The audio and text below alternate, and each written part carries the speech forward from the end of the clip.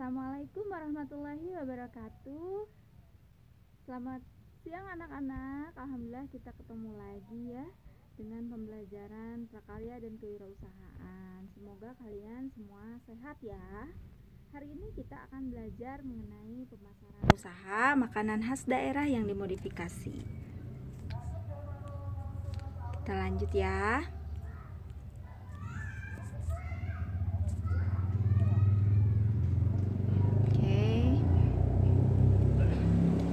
Lihat, ini kompetensi dasarnya, bisa kalian baca.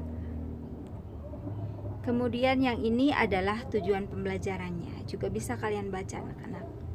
Sip.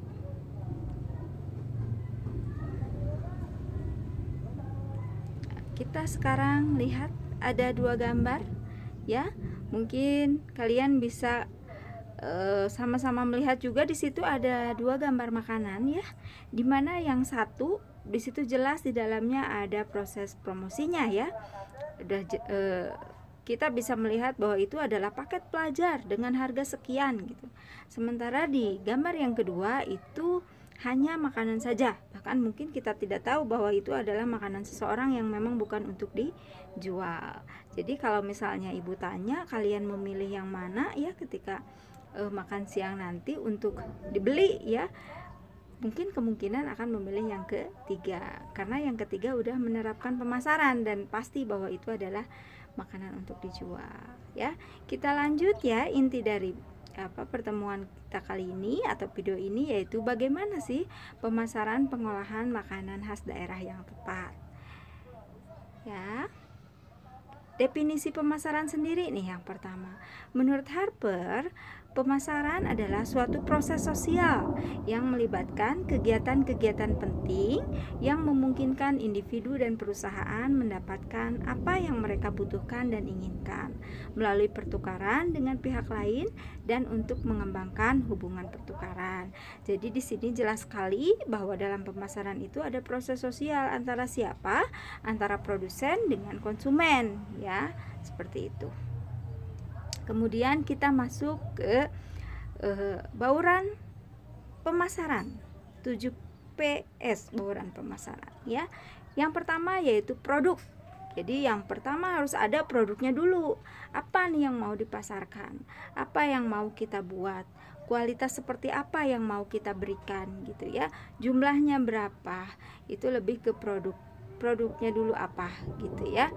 Kemudian yang kedua promosi. Promosi itu banyak sekali. Untuk promosi kita skip ya.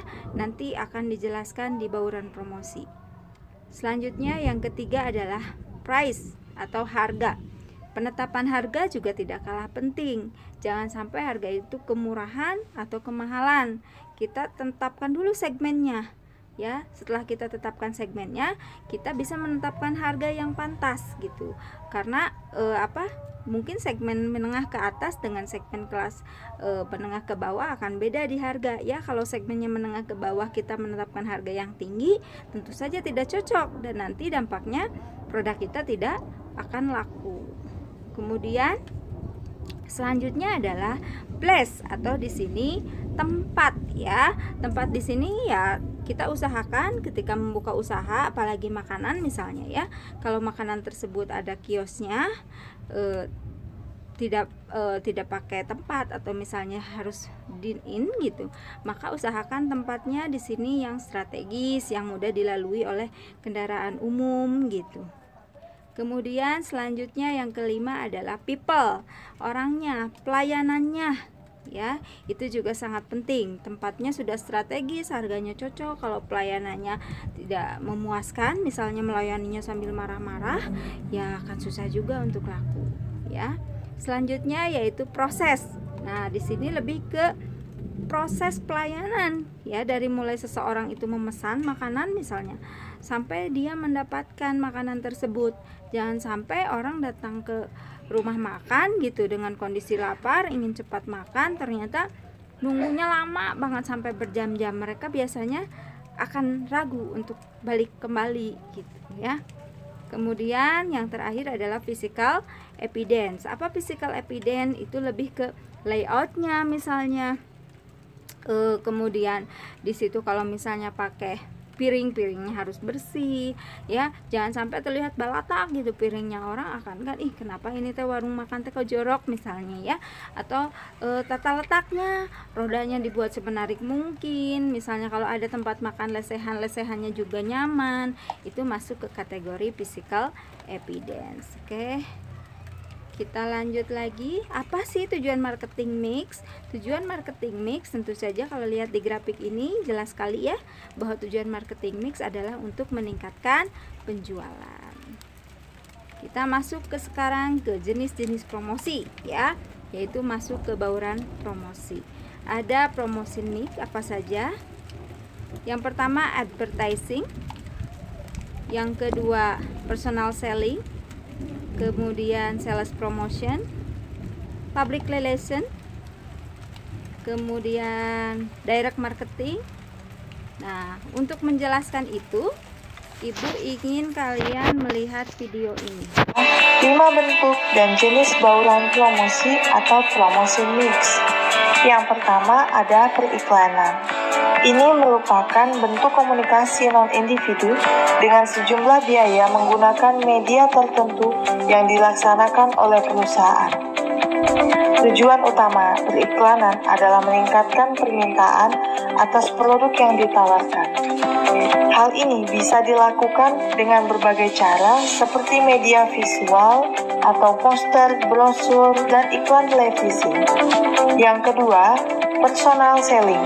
Ini merupakan usaha untuk memperkenalkan suatu produk melalui komunikasi langsung atau tatap muka, agar konsumen tertarik untuk membeli produk yang ditawarkan. Hal ini diadakan agar calon pembeli dan penjual bisa lebih dapat mengamati karakteristik serta kebutuhan para pembeli.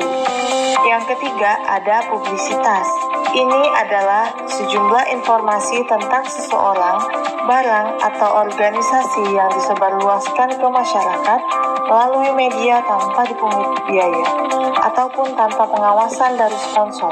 Bila dibandingkan dengan alat promosi yang lain, publisitas memiliki banyak kebaikan, seperti dapat menjangkau orang-orang yang tidak mau membaca iklan dan jauh lebih murah karena tanpa biaya. Yang keempat adalah promosi penjualan. Ini merupakan kegiatan pemasaran selain personal selling. Periklanan dan publisitas yang mendorong efektivitas pembelian konsumen dengan menggunakan alat seperti peragaan, pameran, demonstrasi, dan sebagainya, dan bisa juga dilakukan dengan adanya potongan harga seperti diskon pembelian pada suatu produk. Yang kelima adalah pemasaran langsung. Hal ini dilakukan dengan berinteraksi langsung terhadap konsumen, bisa melalui telepon, internet, email, dan lain-lain. Selanjutnya, kami akan menjelaskan tentang website sebagai alat direct marketing yang sangat efektif. Pada dasarnya, website merupakan properti online yang sama kedudukannya dengan kantor, sebuah perusahaan di dunia nyata. Dengan biaya jauh lebih murah, kemampuan website menjangkau lebih luas terhadap masyarakat secara global. Artinya, dimanapun manusia berada, selama mempunyai koneksi terhubung ke internet, maka dapat menjangkau perusahaan Anda beserta produk yang dijual. Di sini, kami akan menjelaskan tentang contoh bauran promosi yang terjadi pada suatu perusahaan. Nah, seperti itu anak-anak ya, contoh dari bauran pemasaran dan bauran promosi. Silahkan kalian setelah melihat tayangan ini, silahkan kerjakan tugasnya. Kalau misalnya ada yang mau ditanyakan, boleh bisa langsung japri ke ibu ya. Terima kasih, sampai ketemu lagi di lain waktu. Billahi taufiq wal hidayah. Wassalamualaikum warahmatullahi wabarakatuh.